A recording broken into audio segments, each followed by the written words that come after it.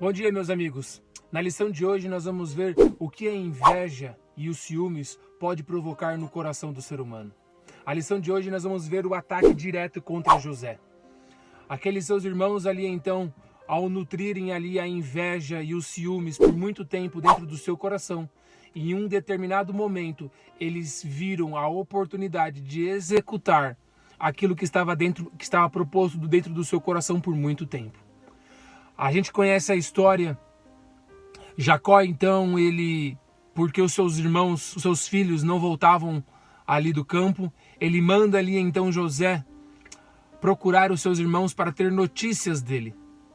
E, de acordo com a história, José percorre ali aproximadamente 75 quilômetros, depois mais 22 quilômetros para localizar ali então os seus irmãos.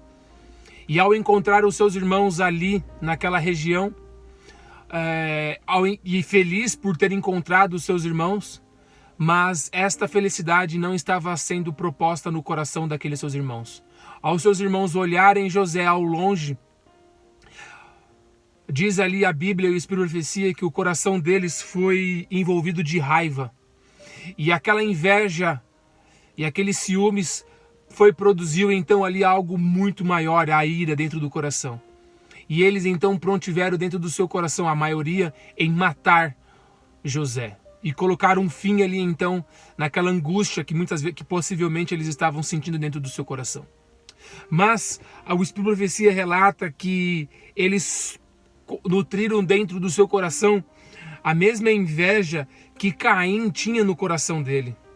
Foi isso que eles colocaram dentro do coração, dentro deles. E olha, diz ali, apesar da severidade aparente das suas palavras, Jacó acreditava que o Senhor estava se revelando no futuro de José. Acharam-se o rapaz perante os irmãos brilhante, e o seu rosto belo em espírito, que inspiração, não puderam deixar de admirá-lo. Porém, não optaram pela renúncia de seus maus caminhos, e odiaram a pureza que lhes era reprovados pelo pecado. O mesmo espírito que atuava em Caim abrasava-se nos seus corações. Ou seja, eles nutriram isso, eles mantiveram aquilo dentro do seu coração, eles alimentaram isso dentro do coração. E ali então eles prontiveram em matar. Mas Rubens não tinha isso, Rubens estava incomodado com isso. E Rubens então prontifica uma outra ideia, dá ali uma outra ideia em que ao invés de matar, jogasse ali num buraco, num poço, sem água ali, sem uso, porque a ideia dele era tirá-lo ali depois. Nós conhecemos a história. Ele foi jogado, depois passa ali uma caravana de ismaelita. Judá ali então dá a ideia de vender o seu irmão e não matar, porque também tinha desconforto dentro do seu coração. Conhecemos a história. José é vendido. José vai para o Egito. Ele vai servir na casa de Potifar. E os seus irmãos então ali agora, naquele intuito de esconder aquilo que eles tinham feito, pega ali a capa, mancha ela de sangue de animal, e ali então leva para o seu pai, dizendo que José tinha sido devorado por uma grande fera. E ali então aparentemente eles acham que o crime estava perfeito. Mas a gente vê ali no decorrer da história o que Deus ele transforma isso.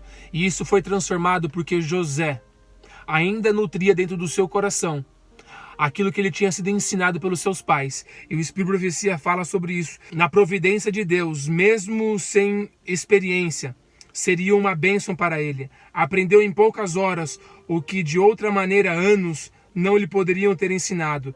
Sua terrível calamidade transformou-se em uma criança mimada, em um homem poderado, corajoso e o Senhor de si. Sabe por quê? Porque ele descansou na proteção divina. Ele acreditou que Deus ainda estava com ele. Ele viu aqui, viu porém a necessidade de confiar em Deus, como nunca o fizera, quando protegido pelo amor do seu pai. José levou Deus consigo para o Egito, e isso tornou-se patente pela atitude animosa em sua aflição. Como a arca de Deus levou o descanso, a prosperidade de Israel, assim esse jovem amante de Deus, ele temente, levou as bênçãos de Deus para o Egito. E isso se manifestou de maneira tão assimilada que Potifar, cuja casa ele servia, atribuiu todas as bênçãos que ele recebia ao escravo que havia comprado. E a gente viu ali Deus derramando bênçãos na vida de José, mesmo ele sendo ali escravo em terras estrangeiras.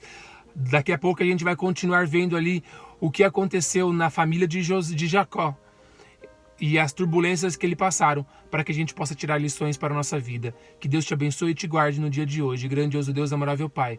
Que possamos ter sempre em mente que o Senhor é dono de tudo e o Senhor mantém tudo, e devemos confiar nas tuas promessas e no teu cuidado, mesmo em meio às provações do nosso dia a dia. É isso que eu lhe peço e agradeço em nome de Jesus. Amém.